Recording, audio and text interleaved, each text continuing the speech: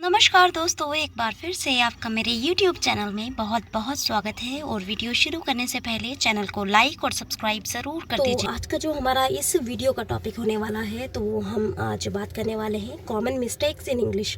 तो इंग्लिश में हम अक्सर जो मिस्टेक्स करते हैं उनके नाम नहीं जानते हैं। तो आज जिस मिस्टेक की हम बात कर रहे हैं उसका एक नाम है जिसको आप भी जान लीजिए। तो आज का हमारा टॉपिक रहने वाला है, हम बात करने वाले हैं टेटोलॉजी के ऊपर।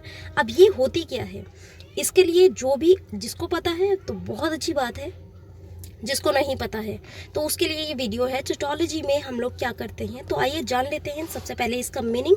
तो जो हमारा टेटोलॉजी के ऊपर मैं बात कर रही हूँ, जब भी हम किसी भी शब्द को अननेसेसरी दो बार बोलते हैं, द थिंक ट्वाइस, देखिए क्या कह रही है definition, is the use of the different words to say the same thing twice.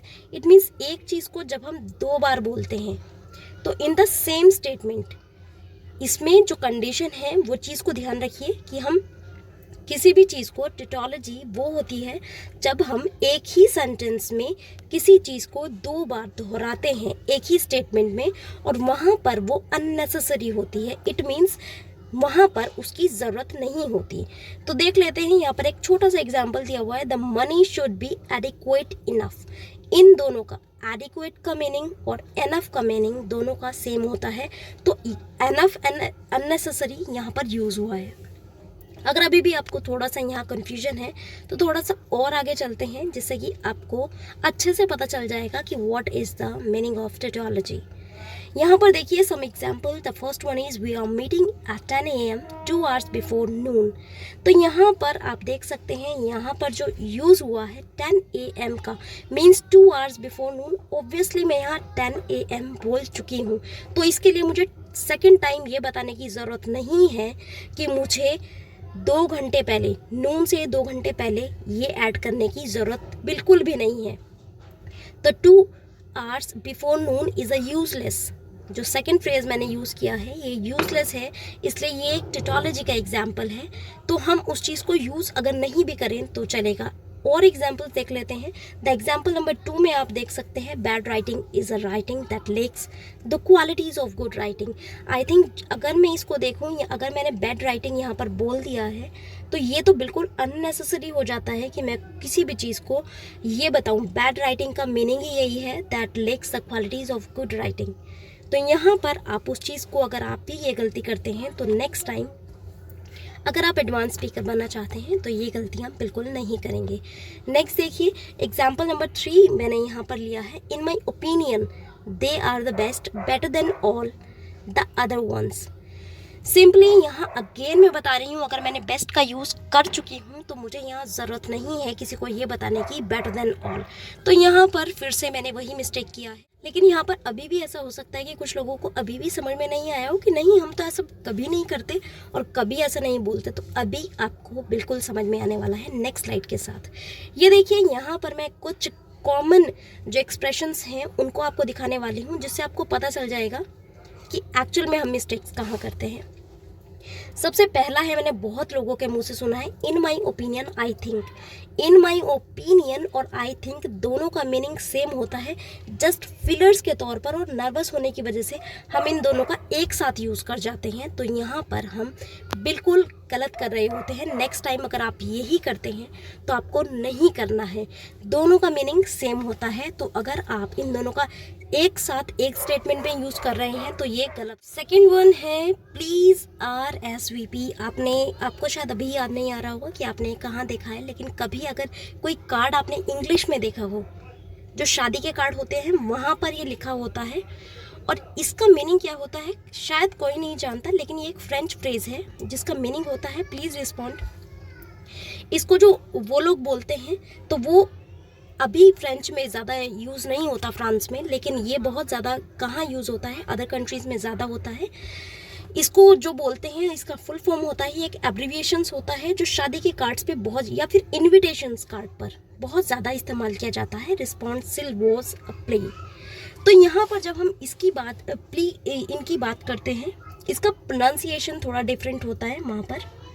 रिस्पॉन्डी सिल्वो plea, तो यहाँ पर उसका वो प्रोनाउंसिएशन नहीं होता है। तो उस चीज़ का प्रोनाउंसिएशन का तो खैर हम अभी बाद में बात करेंगे, लेकिन इसकी फुल फॉर्म भी बहुत कम लोगों को पता है। तो इस सबसे पहले तो आप इसकी फुल फॉर्म जानिए। और सेकंड चीज़ ये है कि एक फ्रेंच वर्ड है जिसका खुद मीनिंग होता है, यहाँ पर लिखा होता है प्लीज़ रिस्पॉन्ड। अगर मैंने ये लिखा होता है, लेकिन हम लोग क्या लिखते हैं, हम लोग अक्सर ये सबसे बड़ी गलती करते हैं कि इसके अंदर खुद जो होता है, खुद प्लीज़ इंक्लूड किया हुआ होता है, लेकिन इसके साथ हम क्या करते हैं, प्लीज़ को ऐड करते हैं, जो कि खुद एक इनकरेक्ट एक्सप्रेशन है। और ये आप किसी भी इनविटेशन कार्ड पर देखिएगा, अगर वो इंग्लिश में टाइप है तो उसमें आपको ये ज़रूर दिखाई देगा RSVP, जिसका पूरा मीनिंग होता है रिस्पॉन्सिबल प्ली। और ये एक फ्रेंच स्टेटमेंट होती है जिसका मीनिंग होता है प्लीज़ रिस्पॉन्ड। और ये इंडिया में बहुत ज़्यादा यूज़ किया जाता है, मैंने भी बहुत ज़्यादा कार्ड्स पर देखा है। तो इसको हमें प्लीज़ इसके साथ यूज़ अगर हम करते हैं तो हम गलत कर रहे हैं, और वहाँ पर आप एक एडवांस लर्नर नहीं कहलाते हो। अगर आप भी ये गलती कर रहे हो तो प्लीज़ इस गलती को आपको आज से ही सुधार लेना है। नेक्स्ट देखते हैं, first and foremost.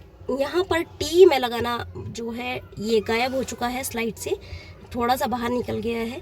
First and foremost, ये अगर एक्सप्रेशन आप यूज़ करते हो, मैंने काफ़ी बार सुना है फर्स्ट एंड फॉरमोस्ट का यूज़ करते हुए, तो अगर आप भी ये आपके सामने कोई कर रहा है या फिर आप कर रहे हो तो आज से ही ये यूज़ आप बंद कर दीजिए, क्योंकि ये सबसे बड़ी मिस्टेक होती है। चलिए देखते हैं कैसे होती है, क्योंकि फर्स्ट का मीनिंग भी क्या होता है, फर्स्ट ही होता है, और फॉरमोस्ट का मीनिंग भी फर्स्ट ही होता है। तो इन दोनों फ्रेजेस को एक साथ यूज़ करके हम चीज़ को पॉइंटलेस बना देते हैं।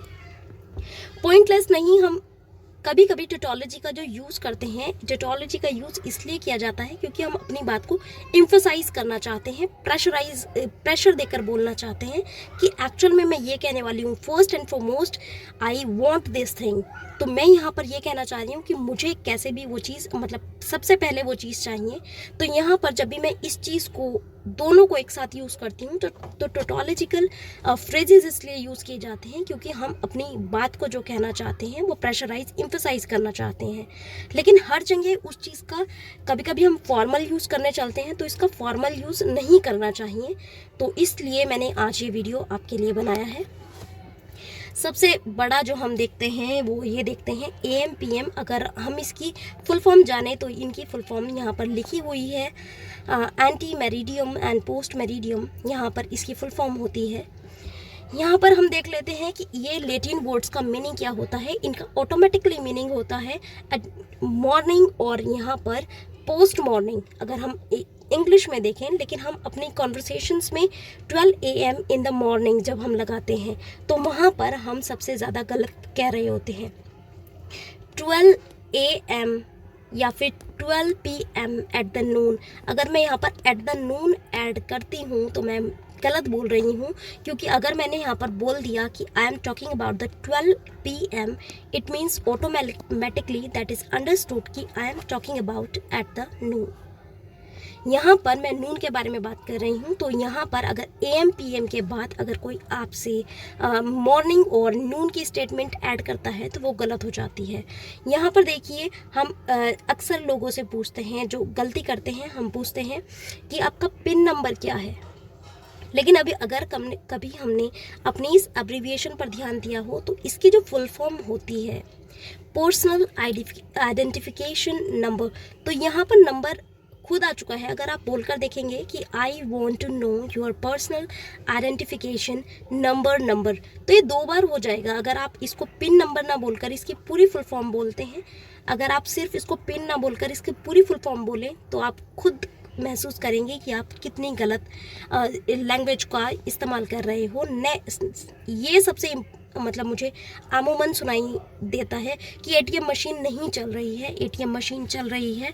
तो we are generally use this kind of statement in a wrong वे।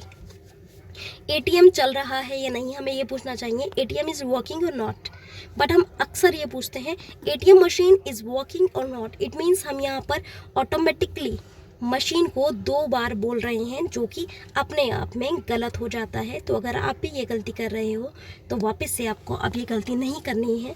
तो यहाँ पर मैंने कुछ एब्रीविएशंस ली हैं जिनके साथ हम अक्सर गलतियाँ करते हैं, like ATM machine, VPN number, UPSC code, VIP person.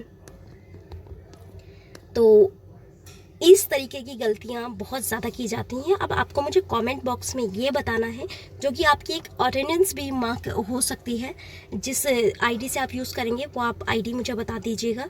तो यहाँ पर आपको जो मुझे कमेंट बॉक्स में अपनी अटेंडेंस मार्क करने के लिए जो आपको एक टेस्ट शीट की तरीके से देना है, वो मुझे ये बताना है कि आप इनमें से कौन सी गलती सबसे ज़्यादा दोहराते थे। इट मीन्स कि आपको पता था कि आप इन गलतियों को करते हो और कौन सी गलती सबसे ज़्यादा, और आपको मुझे और ज़्यादा वर्ड्स बताने हैं जो कि अमूमन लोग गलत इस्तेमाल करते हैं।